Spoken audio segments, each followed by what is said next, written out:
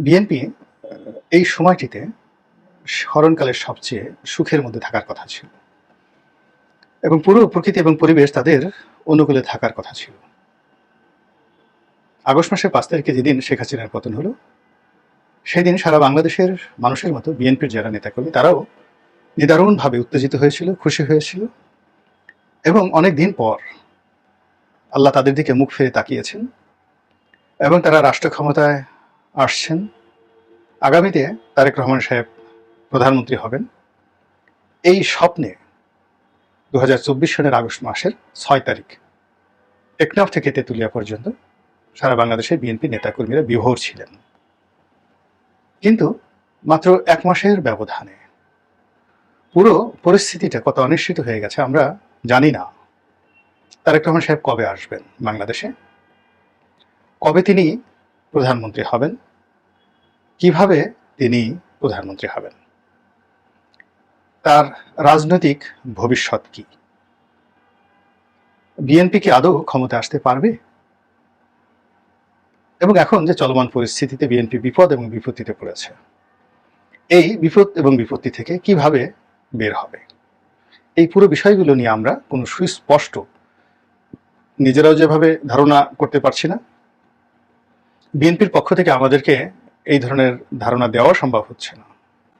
তো এখন বিএনপির বিভিন্ন জায়গাতে 10 জন 12 জন করে সংসদ সদস্য প্রার্থী আছে এবং এই আওয়ামী লীগ নয়, 10 জন 12 জন সংসদ সদস্য প্রার্থীদের অন্তর্দ্বন্দ্ব, কলহ, বিবাদ, মারামারি, কাটাকাটি, গ্রুপিংয়ের কারণে কি হচ্ছে, চাঁদাবাজিটা, অপকর্মটা 10-12 গুণ হয়ে যাচ্ছে।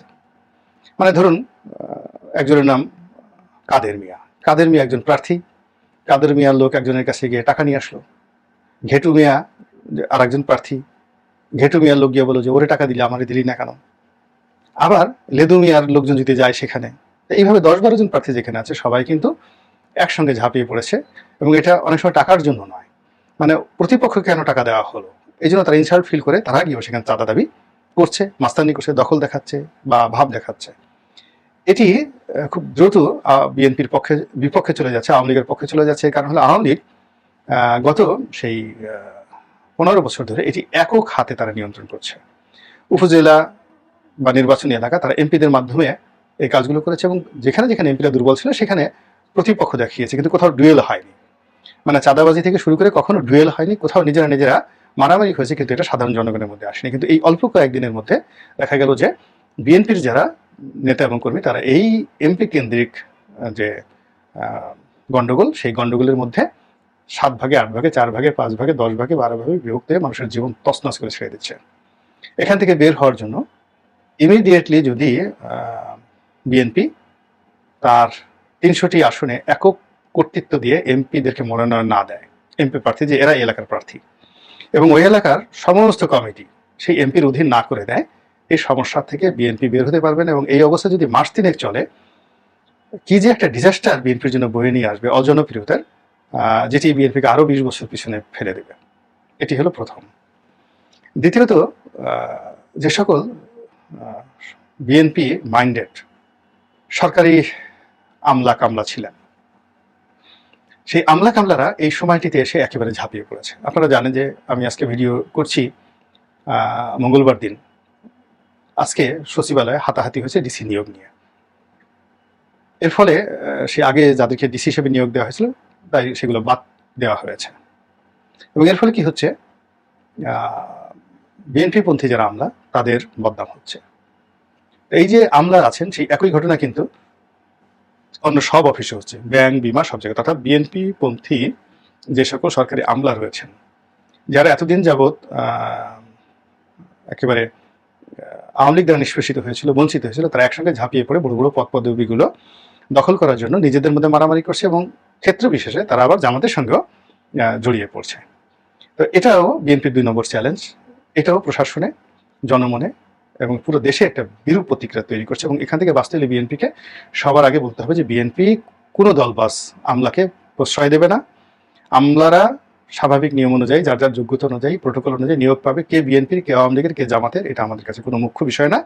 অতীতে যেভাবে আমাদের দলীয় আমলারা আমার 2 পয়সা কাজে আসেনি, আগামীতেও আসবে না, এরা শুধু যার যার পদে বসে নিজেদের আখের গুছাবে, আর ভবিষ্যতে যদি বিএনপি বিরোধী কোনো ক্ষমতা আসে তাদের কাছে আত্মসম্মান প্রদান করবে টাকা পয়সা দিয়ে, এগুলো দরকার নেই।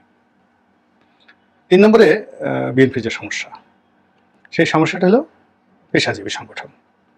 বিভিন্ন শ্রেণী পেশা যারা বিএনপিকে সাপোর্ট করছেন অতীতকালে, সেটা আইনজীবী হতে পারেন, ব্যাংকাররা হতে পারেন, চিকিৎসক হতে পারেন, তারাও যার যার পেশায় সেই নিয়োগের জন্য, বদলির জন্য, ভালো পোস্টিংয়ের জন্য যে সকল কর্মকাণ্ড করছেন, যা কিনা পুরো পরিবেশ এবং পরিস্থিতিকে অস্থির করে তুলছে, এবং এটি বিএনপির জন্য নিদারুণ একটা লায়াবিলিটিস তৈরি করেছে, ঝক্কি ঝামেলা তৈরি করেছে, ইমেজ নষ্ট করে ফেলছে।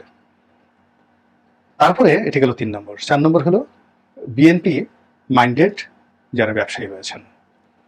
তো বিএনপি মাইন্ডেড যারা ব্যবসায়ী রয়েছেন, সেটা ভালো ব্যবসায়ী হন বা দুর্নীতিবাজ হন, তারা অলরেডি ছাড়েন, গা ঝাড়া দিয়ে বের হয়ে এসেছেন। এবং ব্যবসায়ীরা তো মানে টাকা উপার্জন কিন্তু খুবই কঠিন একটা বিষয়, এটা এত সহজ নয়। জ্ঞান অর্জনের পরেই টাকা উপার্জন, ক্ষমতা অর্জন করাটা তৃতীয় গ্রেডে, টাকা উপার্জন করা কিন্তু জ্ঞান অর্জনের পরেই গুরুত্বপূর্ণ। কাজেই যারা বিএনপি মাইন্ডেড লোকজন, ধনী টাকাওয়ালা, তাদের মাথায় দুষ্ট বুদ্ধি গিজগিজ গিজগিজ করে। তো এই সকল দুষ্ট বুদ্ধি নিয়ে তারা যেভাবে আওয়ামী লীগের শিল্পপতি, দুর্নীতিবাজ, তাদের সাথে ক্ষেত্র বিশেষে নেগোসিয়েশন করছে, যেখানে নেগোসিয়েশন দরকার নেই সেখানে তারা দখল করছে, যেখানে দখল দরকার নেই সেখানে লুটপাট করছে। তো এইগুলো নিয়ে যে দৃশ্য আমরা দেখছি আমজনতা, এগুলো বিএনপিকে কিন্তু নিদারুণ ইমেজ সংকটের মধ্যে ফেলে দিয়েছে। এই গেল 4 নম্বর। 5 নম্বর হলো বিএনপির যে আন্তর্জাতিক সম্পর্ক, সেই আন্তর্জাতিক সম্পর্কের ক্ষেত্রেও বিএনপি এখন সিদ্ধান্ত নিতে পারছে না। চীন, আমেরিকা, রাশিয়া, ভারত না পাকিস্তান, সবার সাথে দেখা করছে, সবার সাথে বন্ধুত্ব মানে কারোর সাথে বন্ধুত্ব নয়।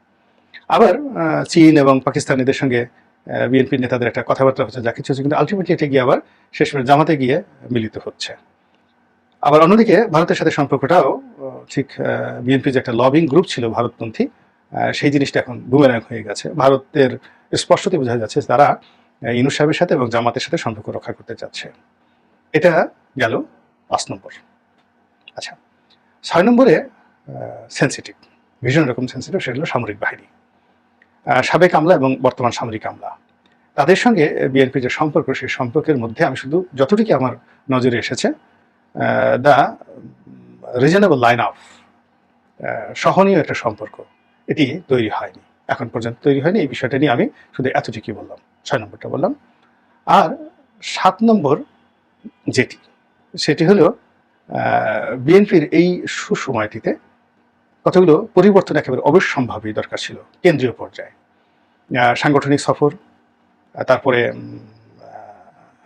কেন্দ্রীয় অফিস, দুটো অফিস, বিশেষ করে চেয়ারপারসনের অফিস এবং পল্টন অফিস, এই দুটো অফিস জমজমাট রাখার জন্য জনপ্রিয় নেতাদেরকে নিয়ে খুব দ্রুত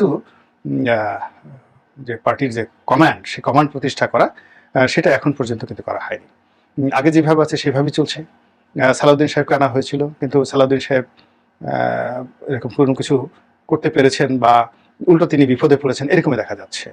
আর দলের মধ্যে সেই জনাব তারেক মধ্যে যারা আছেন, তারা যে খুব বেশি এটা ভালো করতে পারছেন, নট লাইক দ্যাট। আবার যারা সিনিয়র আছেন, তারাও যে এগিয়ে এসে কোনো কিছু করছেন তাও নয়। যে যার মতো করে আগের চেয়ে শক্তি নিয়ে কথা বলছেন, ঘোরাফেরা করছেন, কিন্তু একটা চেইনের মধ্যে বিএনপির যে কেন্দ্রীয় অফিস, এটি চলছে না। অথচ বিএনপির এই দুটো অফিসে এখন যেভাবে জামাতের অফিস সরগরম থাকে, মগবাজারে গিয়ে দেখেন জামাতের অফিস যেভাবে সরগরম, সেখানে আমির সাহেব যেভাবে বসে সবকিছু নিয়ন্ত্রণ করছেন, এমনকি অন্যান্য ছোট ছোট রাজনৈতিক দলগুলো যারা আগামীতে ক্ষমতায় যেতে চায়, তারা কিন্তু তাদের অফিস গুছিয়ে নিয়েছে। তো সেই দিক থেকে বিএনপির অফিস দুটো এখনো পর্যন্ত কিন্তু গোছানো হয়নি। আশা করি এই 7টি চ্যালেঞ্জ যদি বিএনপি মোকাবেলা করতে পারে, তাহলে হয়তো আশা করা যায় যে এই যে সময় প্রকৃতি তাদেরকে দিয়েছে, আল্লাহ রাব্বুল আলামিন তাদেরকে দিয়েছে, এটি অচিরেই তাদের জন্য আরও শুভ পরিণতি বয়ে নিয়ে আসবে। আল্লাহ আমাদের সবাইকে হেদায়েত দান করুন এবং হেফাজত করুন। আসসালামু আলাইকুম ওয়া রাহমাতুল্লাহি ওয়া বারাকাতুহু।